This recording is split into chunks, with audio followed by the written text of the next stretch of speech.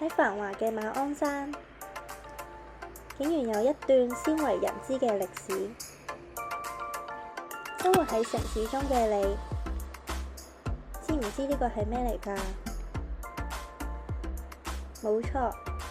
就係馬鞍山嘅240ml礦洞口。今日我哋就嚟到馬鞍山村，睇下見證馬鞍山興起嘅礦業文化。講到馬鞍山嘅礦業歷史，就必須提到基督教香港信義會恩清營，亦就係鞍山探索館。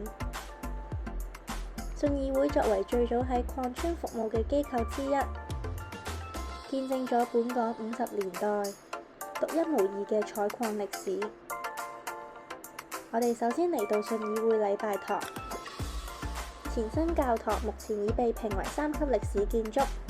內部設有展覽，介紹本港礦業歷史。19世紀，馬鞍山豐富嘅鐵礦促成採礦業嘅發展，同時吸引大批國共內戰嘅難民聚居於馬鞍山，從事採礦行業，形成香港獨特嘅馬鞍山礦村。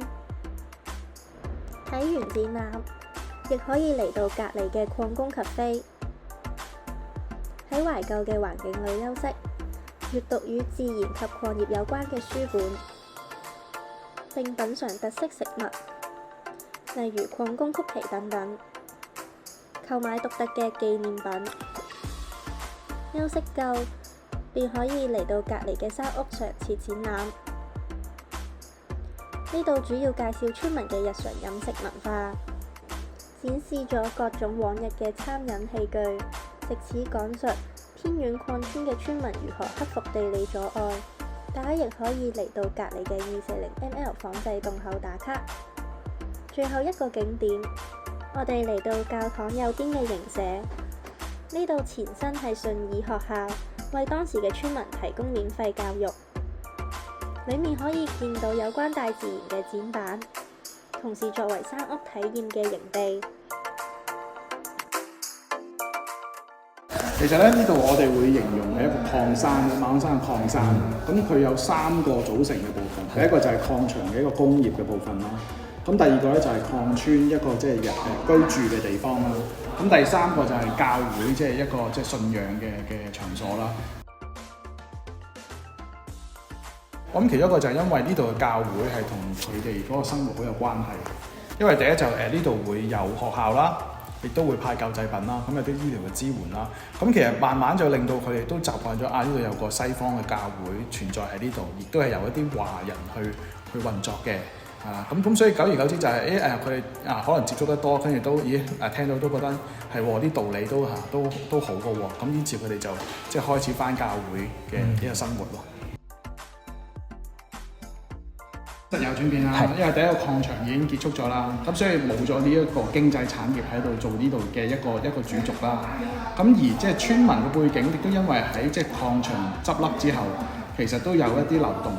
咁令到咧部分即係喺度住嘅人其實已經唔係由最初做礦工嘅時候留喺度，咁所以大家即係同呢個地方嗰個關係又會變咗唔同，即係個需求可能就係而家我係有個地方住，咁同以前我喺度做礦工同附近周邊嘅鄰居嘅關係佢都會唔同。我哋梗係希望多啲人會認識呢個地方，會嚟到呢度啦。因為即係我哋想做嗰個保育嘅形式，都係希望民間式一啲嘅，即係多啲人知道，令到即係多啲人可以將呢個歷史帶翻入去生活裏邊，同其他人分享。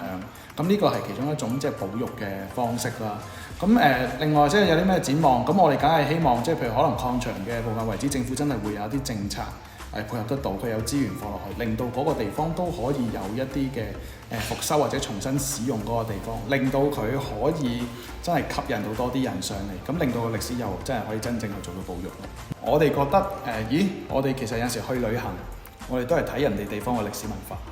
但係咧我哋反而對自己本土嘅歷史文化咧，似乎又唔係好掌握。咁如果我哋能夠變成一個可以吸引到佢哋嚟認識翻香港其中一個本土嘅故事，